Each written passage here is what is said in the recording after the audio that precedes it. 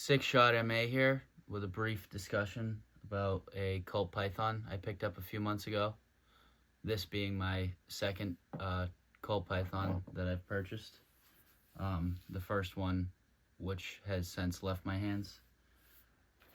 Regardless, it's a 3-inch Python, and the reasoning for me going with the 3-inch stainless, simply because it looks badass, and I'm not exactly a fan of their Combat Elite offering in the 3-inch. I much prefer this style to the Combat Elite simply because of I was not a fan of the boot style grip that the Combat Elite comes with, and I've also never really been a fan of unfluted cylinders in general. Before I go any farther, for you safety Nazis, those are snap caps.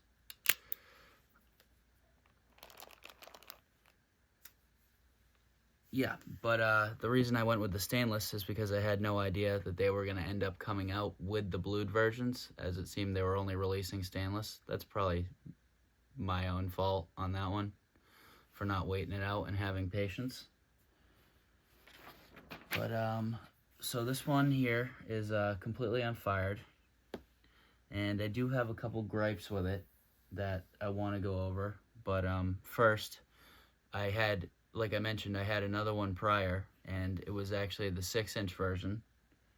I was pretty fond of that one in a lot of ways, but I ended up trading it off for one of those, what do you call them? Like hunter-style Saiga rifles, or kind of AK pattern in a way, but they come with weird furniture on them and stuff due to import restrictions and whatever else. That one, the 6-inch, I had shot probably between 400 and 500 rounds through. Like I said, I was kind of fond of it, but it ended up leaving my possession.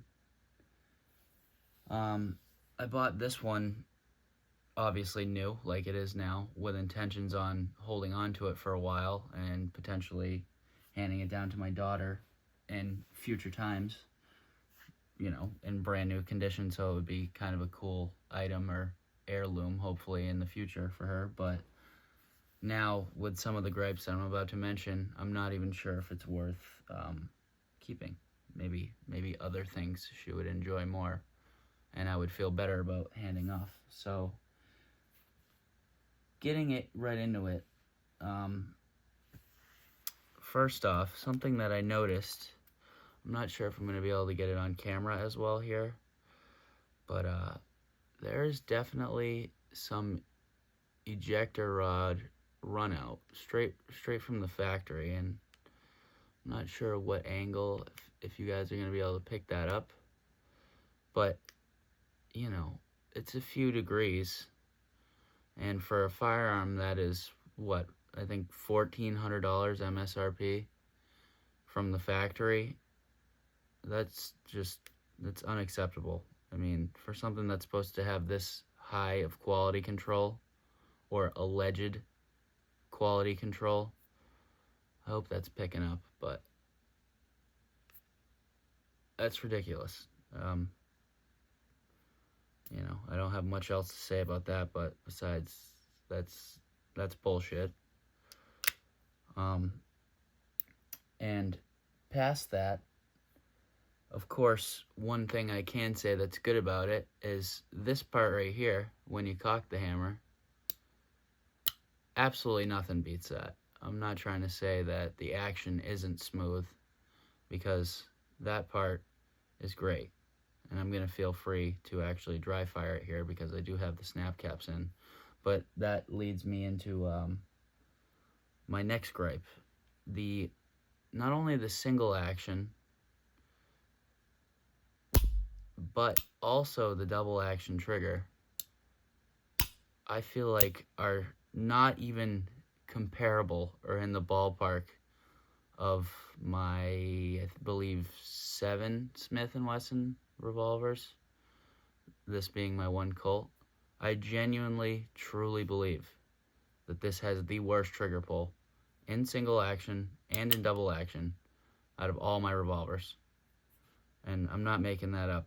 The single action is heavy, just to describe it briefly. And the double action, everyone mentions how there's no stacking.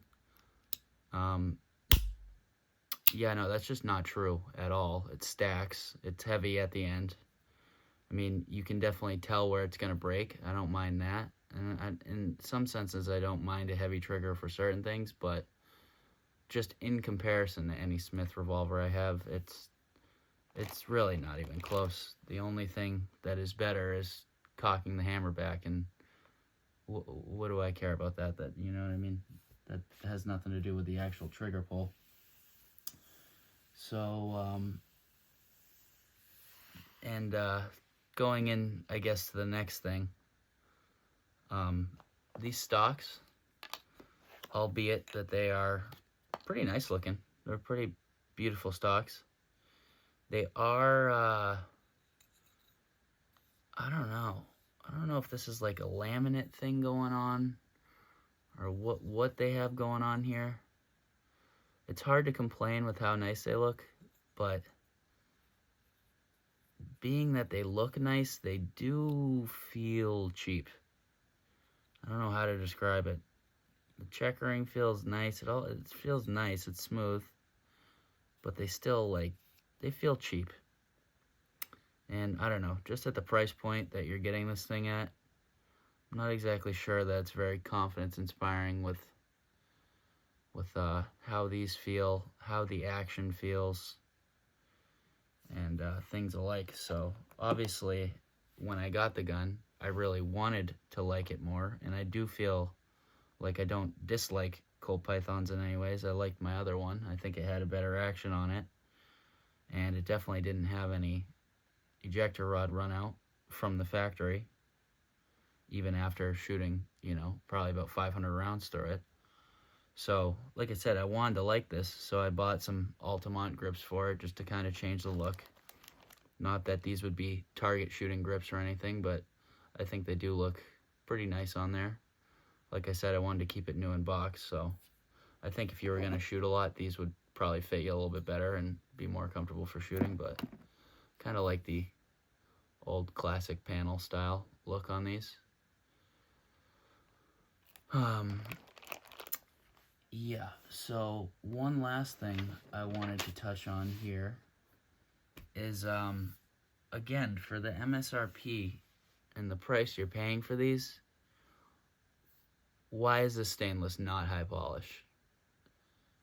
I get that the brushed or maybe light polish look, it is nice, don't get me wrong. It is a nice looking firearm, but for the money spent, why is this not a mirror polish? I understand that takes a lot more labor and things like that, and you're spending a lot of money on the action. That's, you know, the best, which I completely disagree with, at least in this iteration of the firearm. Yeah, why is it not high polish? This is a simple question. And not only that, but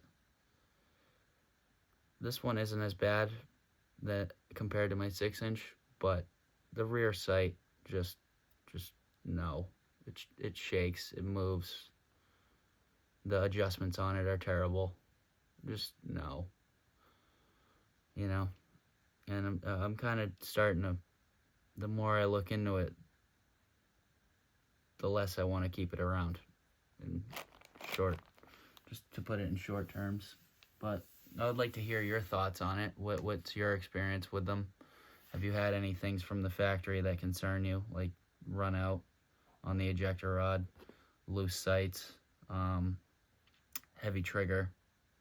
And obviously I understand, just like with any mechanical item, the more you work this, it should technically be smoother over time, but like I'm saying, for the price point of all these things, why is that not figured out straight out of the box? Yeah, and I think that's about it for the gripes anyways. I mean, definitely one of the most beautiful looking revolvers and firearms. I get that point. You know, the rib barrel, great. This crowned barrel as well, and the full underlug, great. I love all that. I do like, I hear a lot of talk about people not liking the cylinder release as much. I am actually a lefty, and that works better for me, honestly, than a Smith. Even though I'm more used to the Smith, I do like the pullback feature on that with the Colts. So it's not all bad. I think the gun is nice. I understand some people are big on groove triggers. Me, not so much, but I can't really hold that against them. I do like the grooves here on the hammer, and like I said, you can't beat that. That's definitely glass. But once you start laying into it, I don't know.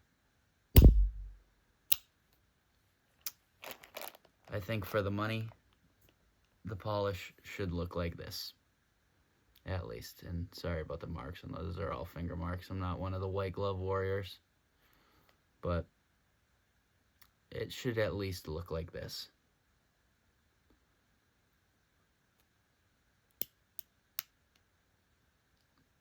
And it should perform like that.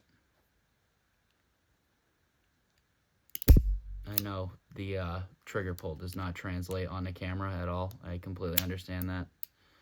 But let's just say you would have to have no sensation in your hands or fingers to actually think that that is better than this.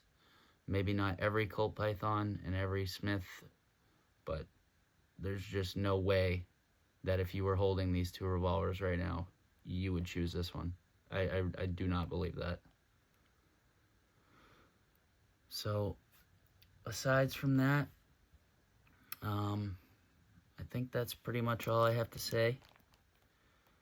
It is definitely nice in many ways, but I'm not sure if I got a lemon or not, or if it's worth sending back to the factory, or just kind of cutting my ties and sticking with Smith, which is pretty much what I shoot anyways. But this one kind of disappointed me, guys. So let me know what you think about yours, if you have any experience with them. And that's about it. 6 Shot MA out. Thank you.